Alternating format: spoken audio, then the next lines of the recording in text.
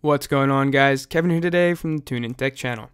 So if you're like me, this past Christmas you probably got some awesome headphones or speakers. Now, when you listen to them, you may notice that the music doesn't sound, as fantastic as advertised, or, even though you have these headphones that get rave reviews wherever you look, your music just doesn't sound all that great. Now, the problem with this is the music files you may be using. And what a lot of people don't realize is, mainly people who aren't as tech savvy as you and I, is the fact that music file quality counts much more than you might think with sound quality that is reproduced inside the headphones. So to start this video off, there are many different types of music files, but for this video we're mainly going to be focusing on a small portion of them. The main music distributor you might be using is probably iTunes, which encodes in a format called AAC, or Advanced Audio Codec. More specifically, a lot of the time sound quality from a music file depends on something called bitrate. To set a base standard of what you may have already heard from iTunes file is 256 kilobits per second. Now that you know some sort of the baseline, let's move on to making your new headphones or your new speakers work much better for you. First, for the audio file in everyone is lossless music. For some background, lossless files retain all of the data from their source, and that source is most of the time some sort of CD ripped file. Now, you can rip files from a CD in special ways using special programs, but for today, for simplicity, we're going to be using iTunes for the rips. Now, keep in mind there are many different formats for lossless files, and they're categorized as uncompressed and compressed files.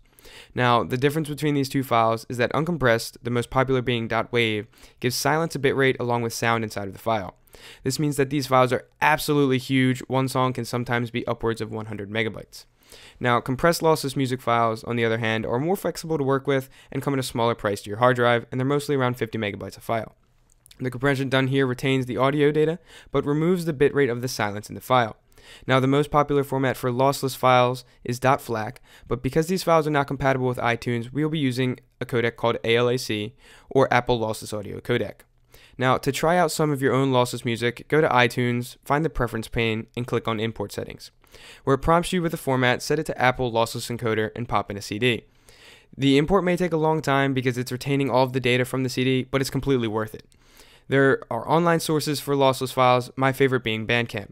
Most artists who upload their content offer it at a pay-what-you-want fee and have an option to download it in a lossless format. I'll link two of my favorite albums on Bandcamp that you can get for free in a lossless format. Now keep in mind though that most of these files in lossless will come in .FLAC, so you need to download a music converter and transcribe it to Apple Lossless for iTunes. Now, people that don't have this kind of space on their hard drive should know that all hope is not lost, even though lossless is the way to go if you have the space. MP3 320 is a great way to go as you'll be using less space and it compresses the files by almost 80% of the original uncompressed lossless file. MP3 320 comes in two variants, MP3 320 variable bitrate and MP3 320 constant bitrate. Both of these files are great, and most of the time you won't be able to tell the difference between the two. But if you would rather have a constant, great sounding quality throughout the song, you'll want a CBR file. This is because throughout the duration of the song, it is encoded to keep a rate of 320 kilobits per second, no matter what for every second of the song, giving it a very predictable file size. VBR, on the other hand, varies the bitrate based on the amount of information at any given moment in the file, and tries to keep it as close to possible as 320 kilobits per second throughout the duration of the song. This means that throughout the whole entire song, the bitrate is constantly changing, much of the time to lower the bitrate where there is less information to encode at any given moment.